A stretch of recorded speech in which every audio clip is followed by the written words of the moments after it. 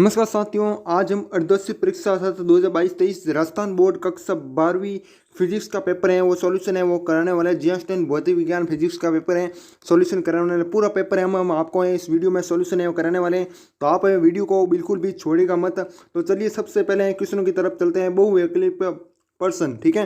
तो पहला प्रश्न क्या करें, निम्न में से विद्युत फ्लक्स का SI मात्रा क्या है। विद्युत फ्लक्स का SI मात्रा क्या है, ओम मीटर, एम्पियर इंटू मीटर, या फिर वोल्ट मीटर, या फिर वोल्ट बटा मीटर। तो आपका क्या आंसर हो जाएगा, स ऑप्शन है वो करेक्ट आंसर हो जाएगा। क्या हो जाएगा, वोल्ट इंटू मीटर हो जाएगा, ठीक है। उसके बाद है नेक्स्ट क्या है, निम्न परिपथ में ए, ठीक है, ये दिया हुआ है और इस तरफ है बी, ठीक है, के बीच तुल्य धारिता है। तुल्य धारिता है वो क्या है, ठीक है, 2 म्यू एफ, या फिर 4 म्यू एफ, या फिर 6 म्यू एफ, या फिर 8 म्यू एफ, ठीक है। तो आपका कौन सा हो जाएगा, 4 म्यू एफ है वो करेक्ट आंसर हो जाएगा, वो ऑप्शन करेक्ट हो जाएगा। उसके बाद नेक्स्ट है, निम्न में AND एंड गेट का बुलिये व्यंजक है। तो कौन सा है, y is equal a plus b, y is equal a dot b, मतलब ये, ठीक है। उसके बाद स है y इजुगल a के ऊपर वेक्टर है, और फिर y इजुगल दोनों ऊपर है a डॉट बी के ऊपर, दोनों ऊपर वेक्टर है। तो आपको कौन सा हो जाएगा, वो ऑप्शन है करेक्ट आंसर हो जाएगा, ठीक है। उसके बाद प्रकाशिक तंतु संचार निम्न में से किस घटना पर आधारित है। परिवर्तन पर आधारित है, या पूर्ण आंतरिक परिवर्तन, या फिर अपवर्तन, या फिर व्यक्तिकरण, ठीक है।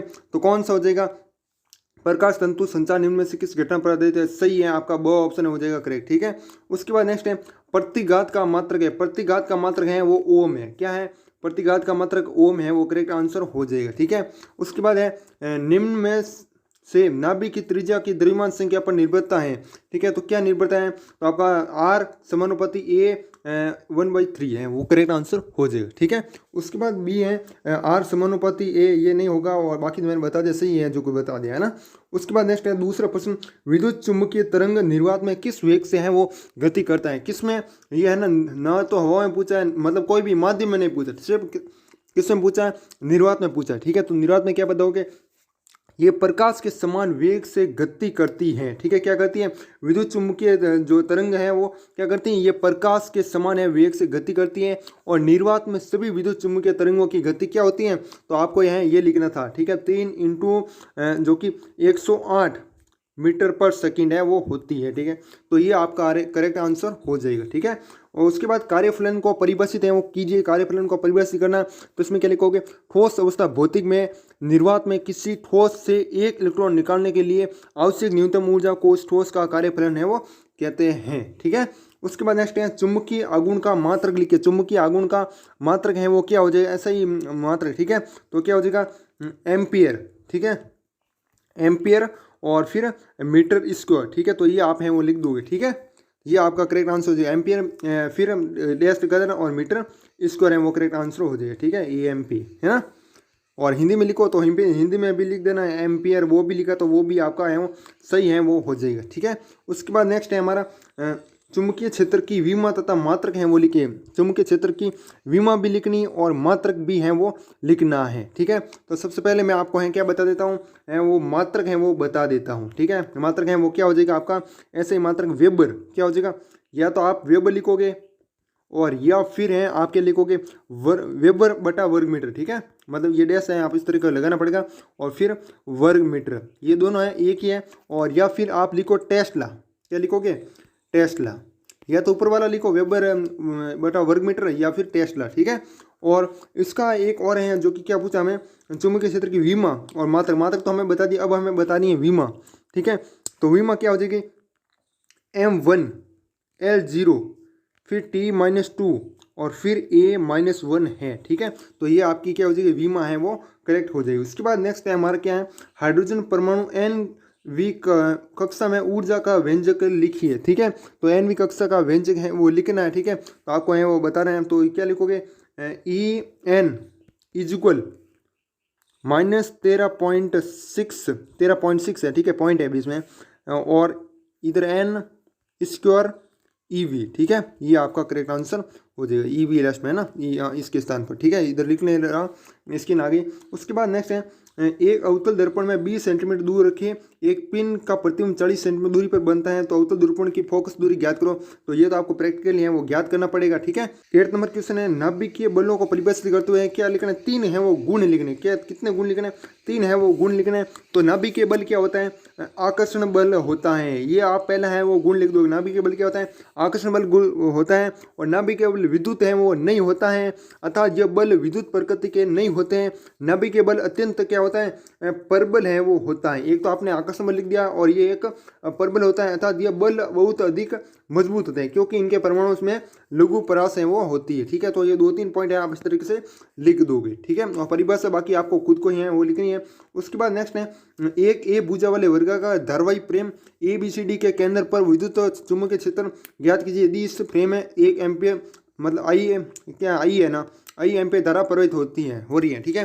तो आप ये खुद को है वो ज्ञात करना पड़ेगा। नेक्स्ट है हमारा 10 नंबर क्वेश्चन, प्रकाश के व्यक्तिकरण को परिभाषित करते हुए व्यक्तिकरण की आवश्यक है वो शर्तें लिखनी है। तो परिभाषा क्या लिखोगे कि कुछ स्थानों पर प्रकाश की तीव्रता अधिकतम होती है, क्या होती है? कुछ स्थानों पर तो अधिकतम होती है, कुछ स्थानों पर क्या होती है? न्यूनतम है वो होती है, क्या होती है? न्यूनतम। और कुछ स्थानों पर क्या होती है? 0 है वो होती है, मतलब शून्य होते हैं। इस घटना को प्रकाश का व्यक्तिकरण है वो कहते हैं। बहुत ही आसान परिभाषा है, वापस मैं एक बार रिपीट कर देता हूँ कि कुछ स्थानों पर प्रकाश की तीव्रता तो क्या होती है? अधिकतम होती है, और कुछ स्थानों पर न्यूनतम होती है, और कुछ स्थानों पर 0 है वो होती है, मतलब शून्य होती है। इस घटना को क्या कहते हैं? प्रकाश का व्यक्तिकरण कहते हैं। अब इस व्यक्तिकरण की 3 है वो हमें क्या बतानी है? शर्तें हैं वो बतानी है। तो शर्तें बता दोगे ना आप? चलो मैं आपको कर देता हूँ। तो 3 शर्तें बतानी। दोनों तरंगों की आवृत्ति क्या होनी चाहिए? समान होनी चाहिए। जो दोनों तरंग है ना, उन दोनों तरंगों की आवृत्ति है ना, वो आवृत्ति होनी है वो क्या होनी चाहिए? समान है वो होनी चाहिए, ठीक है। पहला पॉइंट आप ये लिख दोगे। उसके बाद सेकंड पॉइंट है आप लिखोगे दोनों तरंगों के एक ही दिशा में गमन करना चाहिए। दोनों तरंगों क्या होनी चाहिए? एक ही दिशा में है वो गमन है वो करनी चाहिए। और एक आपको एक्स्ट्रा बता दो, दोनों स्रोत एक दूसरे के क्या हो? निकट हो। दोनों स्रोत क्या हो? एक दूसरे के निकट हैं वो हो, ठीक है। तो आप ये 2-3 पॉइंट इसमें आराम से लिख सकते हो। उसके बाद नेक्स्ट क्वेश्चन, दर्शाए गए चित्र में कार्बन प्रतिरोध का मान है वो ज्ञात करना है। लाल और ये लाल है आपका, और ये लाल है, ये फिर हरा है, और ये फिर सुनहरा है, ठीक है। तो इसके माध्यम से आप यह ज्ञात कर सकते हो। उसके बाद हाइड्रोजन सदस्य परमाणु के बोर करिकुलम के 3 अभिकृत तरीकों, तो ये आप खुद से हैं वो लिख सकते हो, आराम से लिख सकते हो। बहुत ही अच्छा क्वेश्चन है और आसान भी है। प्रतिरोधी धारा का वर्ग मध्य मूल्य मतलब IRMS, एक होता है VRMS और एक आता है IRMS। तो IRMS का सूत्र है वो उत्पन्न करना है। तो किस प्रकार से मतलब वो सूत्र है वो बनता है, सब कुछ है आप लिख सकते हो, ठीक है। मतलब सबसे पहले लिखना, उसके बाद लास्ट में जाकर ये सूत्र है वो लिख देना कि ये इतिसिदम, ठीक है। विद्युत क्षेत्र की तीव्रता को परिभाषित करते हुए जिसने चैनल को सब्सक्राइब नहीं करना तो चैनल को ना सब्सक्राइब जरूर कीजिएगा। आगे भी आपको पेपर है वो सॉल्यूशन करवाते रहेंगे हमारे यूट्यूब चैनल के माध्यम से। केमिस्ट्री हो या फिर फिजिक्स हो या फिर बायोलॉजी हो, मैथ्स सभी का है ना 12th क्लास के लिए हम पेपर हैं वो सॉल्यूशन करवाते रहते हैं। तो चैनल को ना एक बार सब्सक्राइब कर दो, ठीक है। तो अब हम बढ़ते हैं विद्युत क्षेत्र की तीव्रता को परिभाषित करते हुए विद्युत बल रेखाओं के 3 गुणधर्म है वो लिखिए। और एक है ना, अभी तो ये केमिस्ट्री का आ गए हैं और एक केमिस्ट्री का और मैंने अपलोड कर दिया है, ठीक है। क्या कर दिया? केमिस्ट्री का अपलोड कर दिया है, और ये अभी चल रहा है फिजिक्स का, और एक फिजिक्स का और है पेपर है वो आने वाला है, ठीक है। तो उसे भी बिल्कुल पूरा जरूर देखिएगा, वो भी बहुत ही अच्छा मैंने समझाया है। प्रत्यावर्ती धारा का वर्ग माध्य मूल IRMS सूत्र में उत्पन्न कीजिए। और ये हो गया ना आपका। देली आवृत्ति को परिभाषित कीजिए तथा आइंस्टीन की प्रकाश विद्युत समीकरण लिखनी है, ठीक है। जो देली आवृत्ति है ना, ठीक है, वो लिखनी है आपको, ठीक है। उसके बाद नेक्स्ट क्वेश्चन है हमारा ओम के नियम को परिभाषित करना। किसको? ओम का नियम, जो ओम है होता है ना उसको। और यदि L लंबाई A अनुप्रस्थ काट क्षेत्रफल के एक तार को खींचकर उसकी लंबाई दुगुनी कर दी जाए तो उसका प्रतिरोध पहले की तुलना में कितना होगा, वो आपको यहाँ बताना है, ठीक है। उसके बाद PN संधि डायोड कि अगर अभिनेत्री तथा उत्क्रम अभिनेत्री के अभिलक्षणी वक्र प्राप्त करने के लिए आवश्यक परिपथ चित्र बनाते हुए अभिलक्षणी वक्र आरोप बनाते हुए व्याख्या है वो करनी है, ठीक है। या फिर आप नीचे वाला भी कर सकते हो, जो PN संधि डायोड का उपयोग करते हुए पूर्ण तरंग दीप्ताकारी का परिपथ चित्र बनाना। ये तो क्या बनाना? चित्र बनाना। और इसकी क्या लिखनी? कार्यवृद्धि समझनी और निवेशी एवं निर्गत वोल्टा को तरंग के रूप में प्रदर्शित है वो करना है, ठीक है। तो दोनों एक ही है, ज़्यादा है इसमें नहीं है, ठीक है। उसके बाद नेक्स्ट है दर्पण समीकरण का व्यंजक उत्पन्न करते हुए आवश्यक किरण चित्र बनाना है। और 10 सेंटीमीटर वक्रता त्रिज्या के गोलीय दर्पण की फोकस दूरी है वो ज्ञात करनी है। तो हमें क्या दोनों है वो लिखने पड़ेंगे या फिर नहीं? तो दोनों आपको लिखने पड़ेंगे, या तो आप ये ऊपर वाला करो या फिर आप नीचे वाला भी कर सकते हो, ठीक है। तो दोनों में नंबर है वो सेम है, 3 नंबर का भी और 3 नंबर का ये, ठीक है। उसके बाद नेक्स्ट है हमारा ये करो, आप ये भी पढ़ सकते हो। उसके बाद एम्पियर का नाम लिखिए, ठीक है, एम्पियर का नाम लिखिए। और चित्र बनाना है, अनंत लंबाई के सीधे धारावाही चालक के कारण किसी बिंदु पर चुंबकीय क्षेत्र की तीव्रता का सूत्र है वो व्युत्पन्न करना है, मतलब किस प्रकार से वो आता है, ठीक है, सब कुछ वो प्रक्रिया है आपको लिखनी है, ठीक है। तो आप ये आराम से कर सकते हो। ये बड़ा क्वेश्चन है, इसमें मैं समझा सकता हूँ लेकिन ये थ्योरी नहीं है, ठीक है। बायो-सावर्ट नियम लिखिए, क्या लिखना, बायो-सावर्ट का जो नियम है ना वो लिखना है। एक फिर साइक्लोट्रॉन की व्यवस्था का आवश्यक चित्र बनाना है और इसकी कार्यप्रणाली समझाओ तथा कार्यप्रणाली है वो समझानी है। और साइक्लोट्रॉन की आवृत्ति का सूत्र है वो व्युत्पन्न करना है, मतलब 1 2 3 4, एक में ही 4 सवाल, ठीक है, लेकिन नंबर तो 3 ही है। उसके बाद नेक्स्ट है गाउस के नियम, गाउस के नियम को परिभाषित करना है। वे किसी समरूप आवेशित गोले कोश के कारण बताने हैं और विद्युत क्षेत्र की तीव्रता का सूत्र है वो ज्ञात करना है। तो इसमें भी ये 3 क्वेश्चन है और उसमें 4 है, ठीक है, तो आप नीचे वाला आपका सही होगा, है ना। उसके बाद सेल के आंतरिक प्रतिरोध को परिभाषित करते हुए विभव मापी की सहायता से किसी प्राथमिक सेल के आंतरिक प्रतिरोध को ज्ञात करो तथा आवश्यक परिपथ है वो क्या बनाना, चित्र है वो बनाना है, ठीक है। तो साथियों यह था पेपर जो कि मैंने आपको शेयर किया और बहुत ही अच्छे तरीके से फुल है वो सॉल्यूशन है वो कराया, ठीक है। और ये तो बड़े क्वेश्चन है, बड़े क्वेश्चन में तो टाइम है वो ज़्यादा लगता है, लेकिन जितने भी छोटे छोटे क्वेश्चन हैं जो शॉर्ट हैं वो हमने सभी करा दिए, ठीक है।